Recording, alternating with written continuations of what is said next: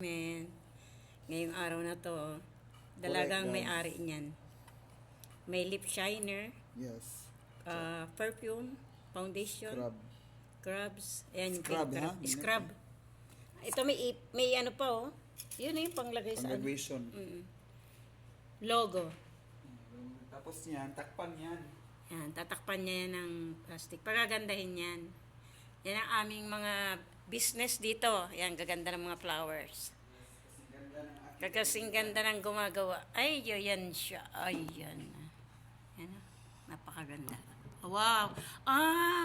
Hindi bulaklak sa plastic, no? Acrylic yan. Ang galing. Mm. Ganyan lang. Tapos Walang bulaklak ribbon. Sa taas. Bulaklak sa taas. Bulaklak sa taas. Ayan, sinasabay niya na sa trabaho niya yung kain. Of course, kasi... Ganyan kami rito, mga buhay OFW. Correct. Walang sinasayang na bawat minuto. Kain habang... Kain habang gumagawa. Pasok ka ha? Ayan. Kain habang nabubuhay. Kain habang nabubuhay. Kain tayo, hindi tayo magpapa-apekto sa mga gawa natin. Sige, sige, sige. Ngayon, inis ka. Kahapon, na, ano ka, nairita ka ngayon, inis na na. Ang galing-galing naman talaga ng mga... Galing kong magluto sa'yo, no? Sayang yung mga sinabi ko. Kasi sa'yo, mga sinabi mo kahapon, i-mute mo lang yan. Ganda, di ba? Sayang lang yung mga sinabi mo kahapon, ay. Yan, lalagyan ng foam para maging flower. Flower na, itusok na. Sayang na yung mga nagsasabi mo sa... Nagsasabi mo sa Customer. akin. Wow. Ay, thank you, Aka. Ano yan? Cake? Ay, ang ganda. Money cake? Graduation yan, ha? Graduation.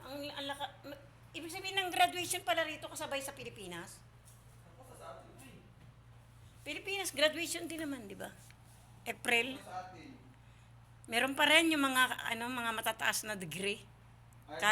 Yung mga skilled. Yung pamangkin ko, sa nurse. Yung mga nurse, engineer, teacher. Yung pamangkin ko teacher ang grade 3 teacher pupils. Yung pamangkin ko, Ay, nagsalita na naman si ako. Guys, ano ba? Ang daming bulaklak na magaganda. Uy, dito ka lang pumunta, ma-refresh ang iyong nararamdaman. Yes.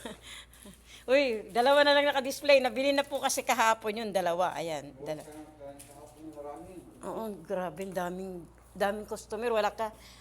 Wow, mga fresh yan. Mga fresh. Fresh. Say goodbye. Napakagandang mga flowers.